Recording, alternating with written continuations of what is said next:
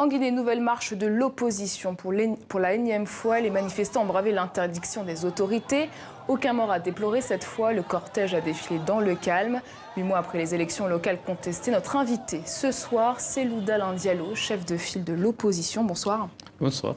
Alors l'opposition enchaîne les manifestations depuis 8 mois. Très souvent, il y a des morts dans ces manifestations, des jeunes qui perdent la vie. À quoi bon faire ces manifestations quand on sait qu'il y aura des morts? Mais on ne sait jamais qu'il y aura des morts, parce que la manifestation pacifique est autorisée par la Constitution de la République et nous exerçons ce droit constitutionnel régulièrement pour protester justement contre la violation de la loi, contre la violation de la Constitution et contre la fraude électorale. Et vous savez, en Guinée, il y a aujourd'hui une crise profonde avec 3 dimensions.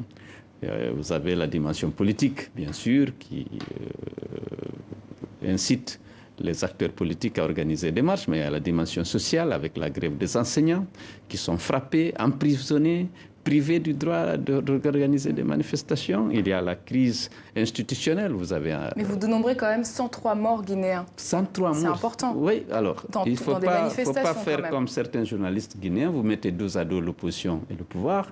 Et je parle de chiffres et de morts. Oui, 103 Guinéens ont été tués à bout portant par les forces de défense et de sécurité. Jamais une enquête n'a été ouverte. Parce que le gouvernement garantit l'impunité à ce qu'ils font. Et ça, c'est contraire à la loi. Donc, nous protestons aussi très souvent contre justement cette impunité, ces assassinats ciblés qui visent les militants de l'opposition. Je parlais de la crise institutionnelle. Vous avez suivi récemment, M. Alpha Condé a fait débarquer le président de la Cour constitutionnelle seulement parce que celui-ci a exprimé son opposition à une modification de la Constitution. Il y a la crise sociale, il y a la crise publique, la fraude massive qui a été organisée lors des élections communales et contre laquelle fraude nous sommes en train de protester jusqu'à présent. Et 20 morts pendant la crise post-électorale, 20 morts depuis février, tués à bout portant, qui n'ont pas eu droit à la compassion du gouvernement, à aucune enquête, à aucune sanction, même administrative. Pas d'enquête. En tout cas, vous manifestez depuis 9 mois, mais on s'y perd un peu quand même dans vos revendications. C'est quoi aujourd'hui la priorité? La priorité, il faut mettre la haute cour de justice en place. Le président refuse systématiquement. Il garantit ainsi l'impunité à lui-même, à ses ministres, parce qu'ils ne peuvent être entendus que devant cette juridiction qui refuse de créer. Du coup, vous ne contestez plus les élections locales? Si.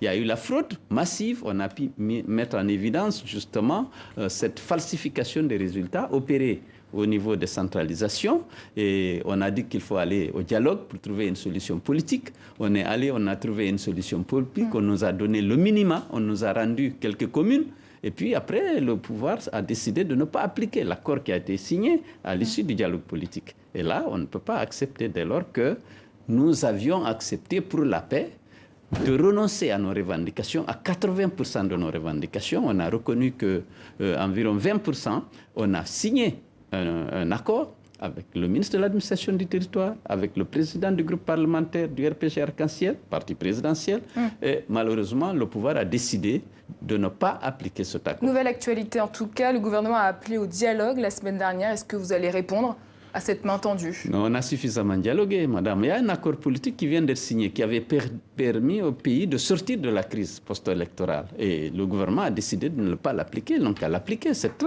simple. Et que proposez-vous comme scénario de sortie de crise alors? L'application d'abord de l'accord qui a été signé librement par le gouvernement à travers le ministre de l'administration du territoire, par un haut représentant du parti. Et vous dites que ça fait 8 mois qu'il n'est pas appliqué. C'est quoi la sortie de crise alors? C'est ça la sortie de crise.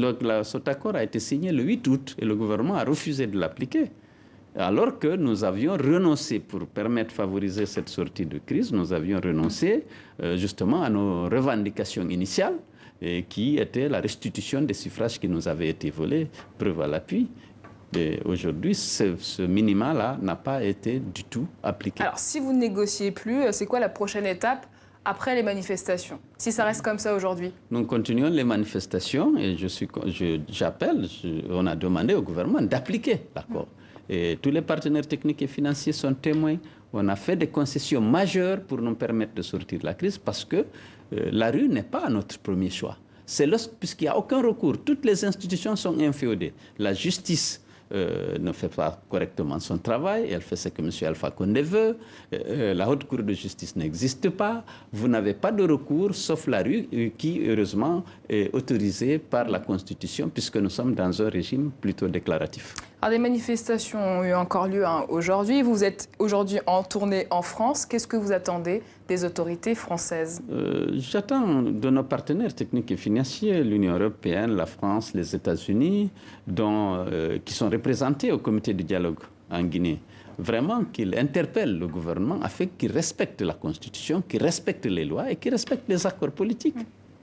C'est pourtant une question de politique intérieure. Ne craignez-vous pas une forme d'ingérence de la France sur des affaires internes à la Guinée? Non, nous avons accepté, le gouvernement et nous-mêmes, que la France, les États-Unis, l'Union européenne, la CEDEAO et les Nations unies soient des facilitateurs dans le dialogue.